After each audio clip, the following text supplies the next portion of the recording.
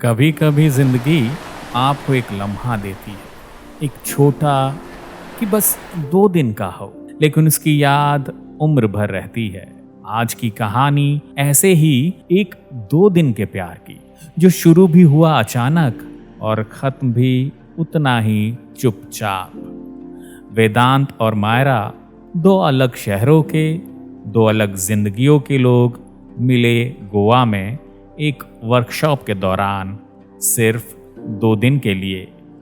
पहला दिन हल्की बातें हुई, कहाँ से हो, क्या करते हो, फिर एक कॉफी टेबल शेयर की और रात को बीच पर टहलते टहलते लंबी बातें हो गईं। मायरा ने हंसते हुए कहा, मैं किसी चीज को ज्यादा सीरियसली नहीं लेती, जिंदगी बहुत छोटी है यार। वेदांत ने धीमे से सोचते हुए कहा, और मैं हर चीज को बहुत सीरियसली लेता हूं, शायद इसलिए अब तक अकेला हूं। दूसरे दिन दोनों ने पूरा दिन साथ बिताया, साइकिल से गलियों में घूमे, समुद्र के किनारे बैठकर खामोशी में भी बातें की। वेदांत के मन में एक ख्याल आया, काश ये 2 दिन थोड़े और बढ़ जाएं। लेकिन वक्त किसी के नहीं सुनता। तीसरे दिन सुबह वेदांत और मायरा का चेकआउट था।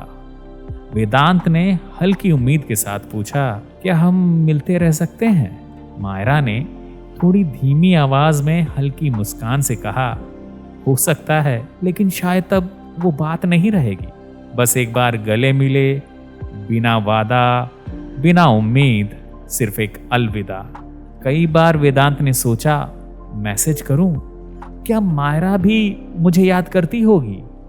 लेकिन फिर याद आता, वो 2 दिन शायद सिर्फ 2 दिन के लिए ही थे।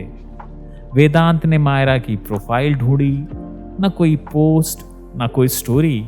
शायद वो भी कहीं उन्हीं यादों के बीच में छिप गई। कभी कभी जिंदगी आपको ऐसे पल देती है जिसका कोई फ्यूचर नहीं होता, लेकिन वो आपके पास्ट का सबसे खूबसूरत हिस्सा बन जाता है।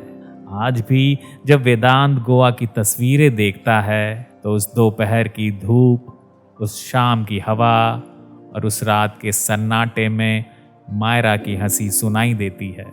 वो अब आगे बढ़ चुका है, लेकिन मायरा कहीं खोई नहीं।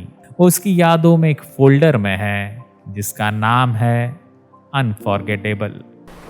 मैं हूं अमित, फिर मिलेंगे एक नई अधूरी कहानी के साथ।